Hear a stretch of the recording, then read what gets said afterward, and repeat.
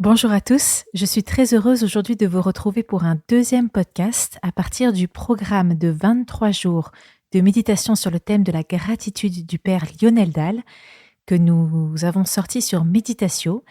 Voilà, donc je suis Jeanne, la cofondatrice de Méditatio avec mon mari Thomas. Et aujourd'hui, je vous propose un deuxième podcast sur ce thème de la gratitude à partir de ce programme et de la manière dont il a impacté ma vie et ma vie spirituelle.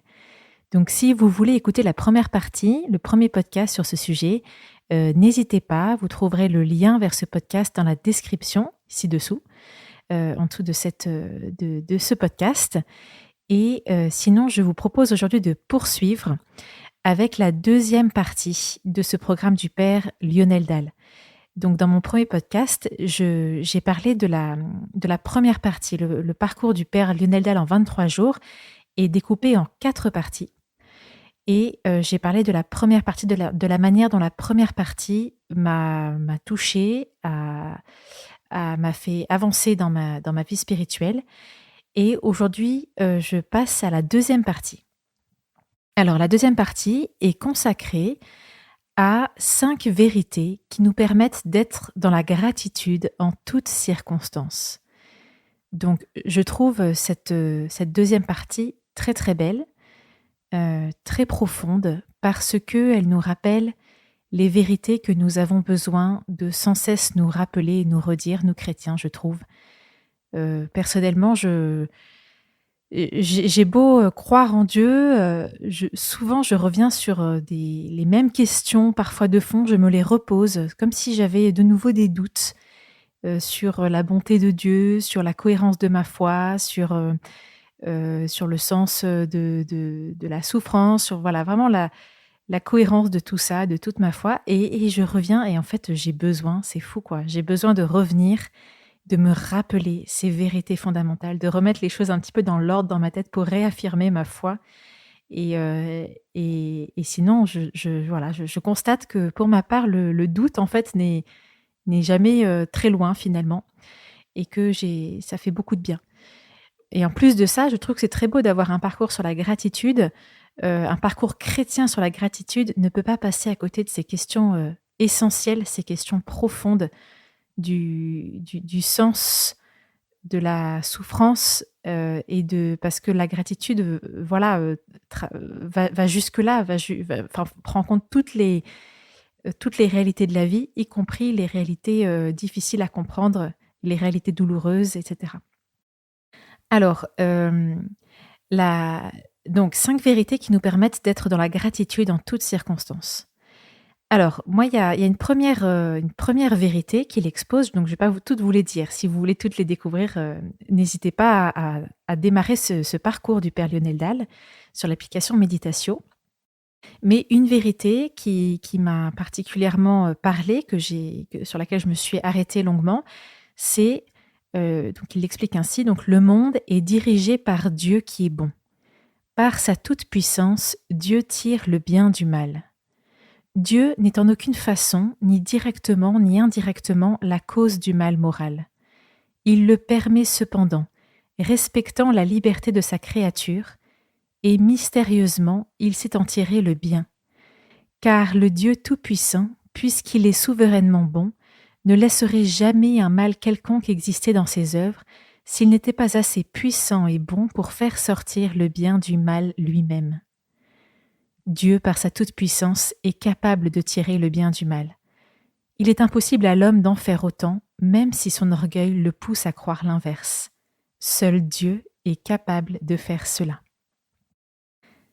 Alors, je trouve que c'est un gros mystère sur lequel je n'ai jamais fini de méditer. C'est un très grand mystère et en même temps, c'est une très grande vérité et une clé de compréhension absolument essentielle du christianisme, il me semble, que Dieu est capable de tirer le bien du mal, ce que seul lui est capable de faire. Et en fait, je trouve que Dieu nous le montre de manière parfaite et évidente par la passion du Christ. Voilà, par Jésus qui subit tout ce qu'il choisit, tout ce qu'il consent à subir pendant sa passion. et qu'il choisit de mourir sur la croix, et que de cette injustice absolue, de ce mal absolu, de la souffrance et de la mort du Christ, jaillit la résurrection de Jésus et l'ouverture des portes du ciel pour tous les hommes. Et c'est magnifique, en fait, c'est une démonstration parfaite de cette puissance que Dieu seul a de tirer le bien du mal. Et voilà ce que ça change dans ma vie de lire ça et de méditer ça. Enfin, disons que j'ai pris conscience de et j'ai pris conscience de l'importance de souvent méditer sur la passion du Christ et sur ce mystère de sa passion, de sa mort et de sa résurrection. J'ai pris conscience à quel point c'était central, c'était essentiel, et on comprend tellement de choses quand on passe du temps à prier, enfin à méditer cet événement-là central de la vie du Christ, sa mort, sa passion, sa mort, sa résurrection. On comprend beaucoup, beaucoup, beaucoup de choses. Donc de plus ça va et plus j'ai de goût à méditer cela. Une deuxième chose, une deuxième des vérités que le Père Dalle propose est la suivante, je vous la lis. Dieu me donne sa grâce à chaque instant et veut mon bonheur. À chaque instant, Dieu nous donne sa grâce, et celle-ci est toujours suffisante pour affronter ce que nous avons à vivre à ce moment précis. Thérèse de Lisieux disait très justement « J'ai la grâce pour vivre maintenant, pas pour vivre dans une heure. »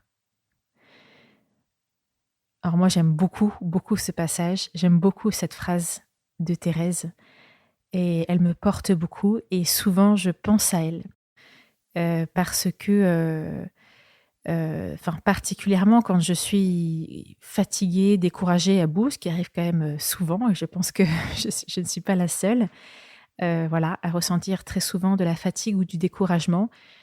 En fait, vraiment, j'ai constaté que c'était la meilleure chose que j'avais à faire à ce moment-là, c'est à me redire cela. Dieu me donne la grâce maintenant, à cet instant précis, me donne la grâce de faire ce pas. Et je trouve que c'est extrêmement coûteux pour moi parce que j'ai tendance à beaucoup me projeter dans l'avenir. Donc dans ces moments-là, dès que je vais être fatiguée ou découragée, mon réflexe, ça va être de penser à la suite, de me dire que je vais pas y arriver, qu'il va falloir que je change des choses, que je va falloir que mon équilibre n'est pas bon, qu'il va falloir revoir les choses, etc. Et puis je vais avoir envie de me dire oh, là ça va pas le faire, je vais être débordée, etc. Il faut que je puisse remaîtriser les choses. Et enfin j'ai constaté que c'était absolument pas le bon réflexe et les bonnes pensées, et que la bonne pensée, c'est à ce moment-là de s'en tenir à Esprit Saint, donne-moi ta grâce maintenant. Voilà. Et accepter, et c'est beau parce que c'est des moments où Dieu nous fait travailler notre humilité, accepter à ce moment-là de ne pas maîtriser, de ne pas avoir toutes ses capacités, et de simplement compter sur la grâce de Dieu pour faire ce pas-là et pas plus, et pas tellement savoir si on arrivera à faire le suivant, quoi. Et il me semble que c'est là que se joue un enjeu assez essentiel de la vie spirituelle, et que finalement, c'est des moments qu'il ne faut pas louper, qu'il faut prendre de la bonne manière, des occasions de se forcer. Pour moi, c'est très difficile à simplement s'en tenir à Esprit Saint, donne-moi ta grâce maintenant. Seigneur, donne-moi ta grâce maintenant. Et franchement, ça marche. Essayez, ça marche. Voilà. Donc j'ai fini pour cette deuxième partie du parcours sur la gratitude. 5 vérités qui nous permettent d'être dans la gratitude en toutes circonstances. N'hésitez pas à suivre ce parcours sur Méditatio. Vous verrez, il est très riche. Il y a beaucoup à méditer. Et j'enchaîne dès maintenant donc sur la troisième partie, qui est très différente et qui s'appelle « Grandir dans la gratitude pour ce que je suis ». C'est une très belle partie, et je vais vous partager quelques éléments qui m'ont touchée, qui m'ont fait bien réfléchir et qui ont été importants pour moi dans mon chemin spirituel. Alors, je vous partage, le Père Dalle propose de méditer à partir de ce verset du livre d'Isaïe, au chapitre 49. Ce verset, je trouve qu'on n'a jamais, qu'on a besoin de réentendre, qu'on n'a jamais assez médité. Le Seigneur m'a appelé dès le sein maternel.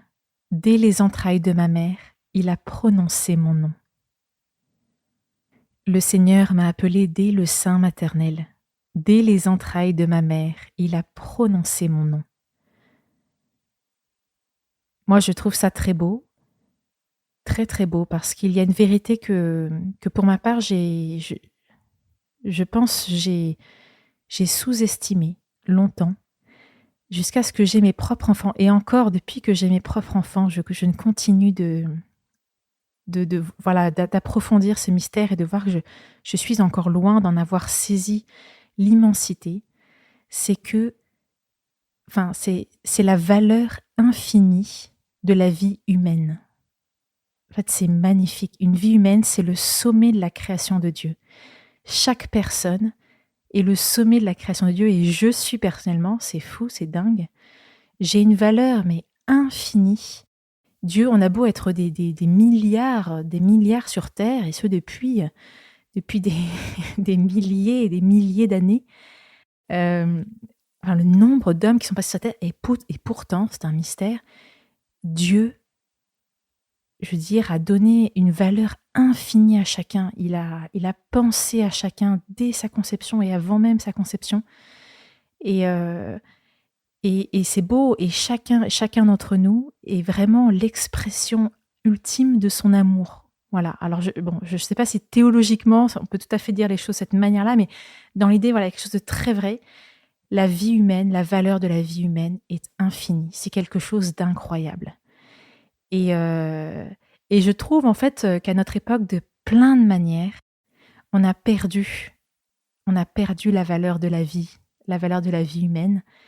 Et je trouve, moi, d'avoir eu mes enfants, que petit à petit, je retrouve ça, je redécouvre ça et j'aime méditer là-dessus.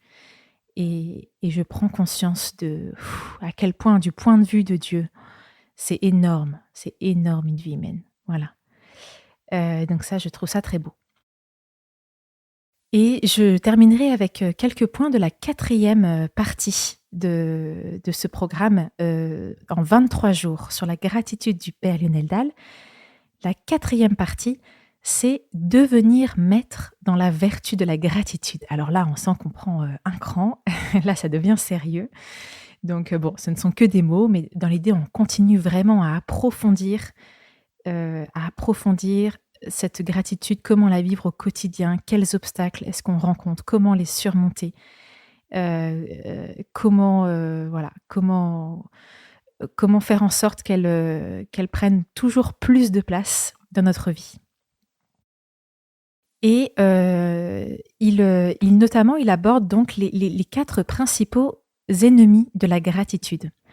Et parmi ces principaux ennemis, moi, je me suis tout de suite retrouvée dans l'un d'entre eux que je vais vous partager. Et si vous voulez découvrir les autres, n'hésitez pas à suivre cette 4e partie, devenir maître dans la gratitude. Donc cet ennemi, qui est mon ennemi principal, c'est l'impatience. Alors voilà comment il en parle. Parfois, nous avons tout pour être comblés. Mais il y a dans notre cœur un sentiment de vide. Ce que nous avons ne nous suffit pas. Cela ne va pas assez vite ou ce n'est jamais assez bien. Nous pensons, quand j'aurai ceci ou cela, quand je serai dans telle ou telle situation ou à tel niveau, alors je serai heureux. L'impatience nous fait vivre notre vie comme si c'était une course. L'impatience est une forme d'ingratitude vis-à-vis du présent. Au contraire, la gratitude nous permet d'être comblés aujourd'hui, de savourer ce que nous avons sans attendre le lendemain. Alors ça, c'est exactement moi. Voilà. Quand ça ne suffit pas, ça ne va pas assez vite, ce n'est pas assez bien. Moi, je suis vraiment dans cette impatience. C'est quelque chose de... Je constate que c'est extrêmement ancré en moi. Voilà, dans mes réflexions, c'est très présent. Alors, je suis globalement, je suis heureuse, je ne suis pas non plus en train de râler de tout, mais n'empêche que je vois la place que prennent dans mon esprit les pensées qui consistent à voir et à réfléchir à ce qui manque, à ce qui pourrait être mieux, voilà, ce qui pourrait être mieux, ce qui devrait être un peu différent, ce qu'il faudrait que j'ajuste, ce qu'il faudrait qu'il y ait en plus, ce qu'il faudrait, etc. Et j'ai remarqué à quel point ça prenait vraiment de la place, beaucoup de place dans mon esprit. Et maintenant, c'est un peu un combat quotidien de renoncer à ces pensées-là et de renoncer à cette impatience-là de voir les choses avancer, de voir la vie avancer, de voir ma famille me constituer, les projets s'accomplir, etc. Et de toujours, voilà, de voir un peu la vie comme le père Dalle le dit très bien, comme une course, comme quelque chose à accomplir. Il y a toujours quelque chose d'autre à accomplir. Et donc, le père Dalle propose un verset biblique et une prière que j'aime beaucoup et qui me parle beaucoup. Donc le verset biblique est tiré du livre de Qoéleth, au chapitre 3, verset 1. Il y a un moment pour tout et un temps pour chaque chose sous le ciel.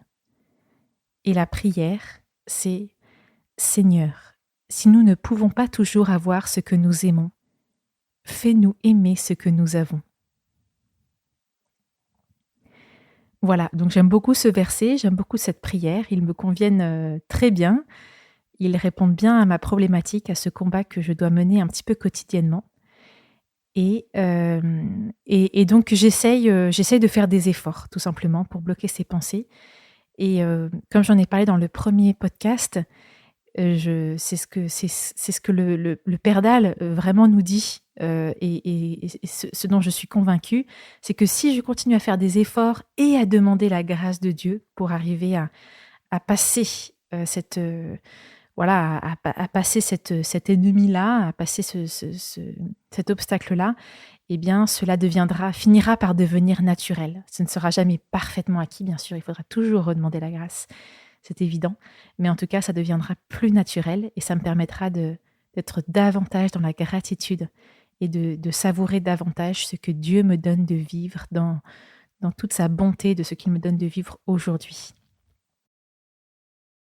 Voilà, alors pour poursuivre, dans cette quatrième partie, le père Dalle ensuite nous passe sur, autre chose, une autre thématique et en fait qui fait écho à ce que, je disais juste avant, juste avant au début de ce podcast, dans la deuxième partie sur, donc la capacité de Dieu à tirer le bien du mal. Donc il ajoute dans cette partie que Dieu fait tout concourir au bien de ceux qu'il aime et il ajoute, donc ça c'est un verset de la Bible dans l'épître de saint Paul aux Romains, au chapitre 8, verset 28, Dieu fait tout concourir au bien de ceux qu'il aime. Et le père Lionel Dalle ajoute, il nous faut admettre que la logique de Dieu nous dépasse infiniment. Nous raisonnons généralement à vue humaine, c'est-à-dire en fonction de notre horizon, de nos moyens et possibilités d'action. Dieu ne raisonne pas à vue humaine, mais à vue divine. Il a une vue plus large, plus longue et plus profonde que nous. Dieu vise un but supérieur pour nous. Il ne veut pas une vie de petits plaisirs pour nous, mais le bonheur intégral, complet, qui est la vie éternelle. Il ne veut pas notre confort, mais notre conversion. Pas seulement notre santé, mais notre sainteté. Il met tout en œuvre pour que cela se réalise dans le respect de notre liberté. Voilà, je termine sur ces paroles qui, je pense, n'ont pas besoin de beaucoup d'explications, qui pour moi font vraiment écho, qui me nourrissent beaucoup. Et j'espère que vous aussi, ces paroles tirées de ce programme vous ont inspiré, vous ont donné de la matière pour méditer, pour avancer dans votre vie spirituelle, dans votre chemin avec le Seigneur. Et je vous invite vivement, comme vous l'avez compris, à suivre ce parcours qui est vraiment d'une grande richesse, qui allie à la fois beaucoup de contenu, de contenu un peu théorique à méditer pour mieux comprendre cette vertu de la gratitude et tout ce qu'elle implique et la manière dont elle donne aussi du sens à toute notre foi. Et en même temps, c'est un programme qui est très très pratique, avec beaucoup de temps d'exercices proposés, de temps de prière guidée proposés, pour développer jour après jour, pendant 23 jours, cette très belle vertu de la gratitude. Voilà, donc n'hésitez pas, si ce n'est pas encore fait, à télécharger Meditatio, à démarrer ce programme et également, si vous avez aimé ce podcast, à le liker, à vous inscrire à notre chaîne.